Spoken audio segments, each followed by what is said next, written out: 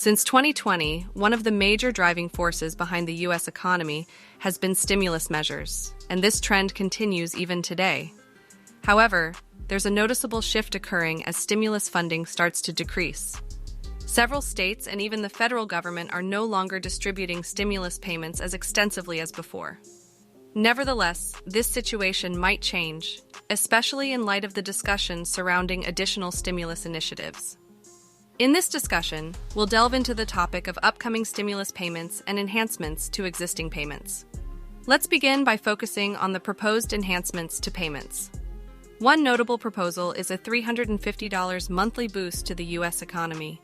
Additionally, attention is being drawn to a payment of $3,284 designated for specific individuals in a particular state. It's important to start by considering what the federal government is currently requesting. However, before we dive into that, I'd like to encourage you to take just a moment to click that like button for the sake of the YouTube algorithm. Now, let's proceed. At present, Congress is grappling with a significant decision, whether to increase or decrease funding for various agencies and groups. This decision hinges on crucial considerations. Some lawmakers are advocating for additional support for Social Security, increased funding for Medicare, enhanced financial assistance for schools, and a reduction in student debt. Conversely, there's an opposing stance that emphasizes reducing spending. Interestingly, the White House has made a recent request to Congress. The request seeks an additional $40 billion in funding allocated to Ukraine. This allocation is primarily focused on military, financial, and humanitarian aid.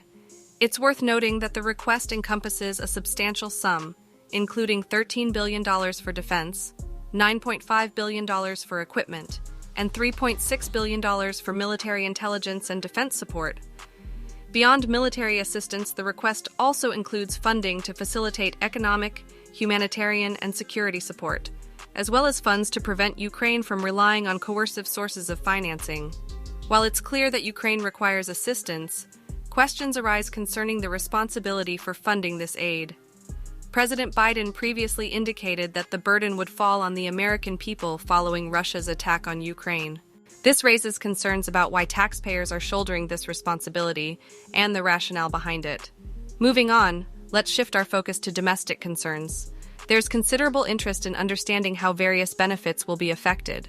For instance, inquiries revolve around food stamps, SNAP benefits, and Social Security for lower-income households. While Social Security proposals are still in flux, we have discussed them in a recent video. Be sure to check it out if you haven't already.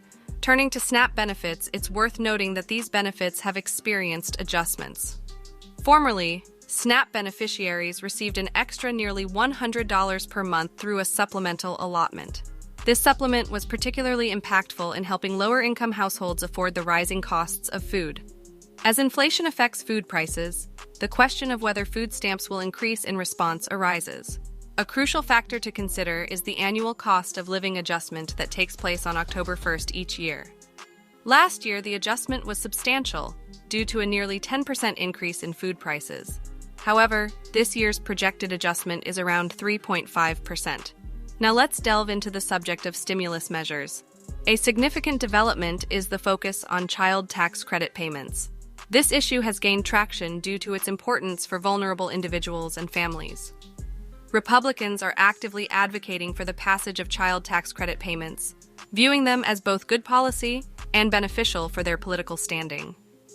Democrats share this sentiment, further emphasizing the importance of supporting families with children in coping with inflation.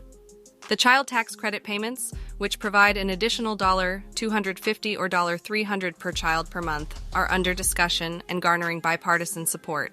Beyond federal initiatives, various states are also implementing stimulus programs. Alaska, for instance, is distributing payments to residents through its Permanent Fund Dividend program.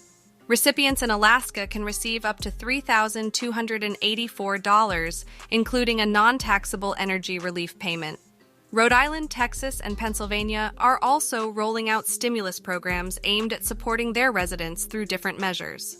Texas is proposing a guaranteed income program, while Rhode Island offers incentives for electric vehicle adoption.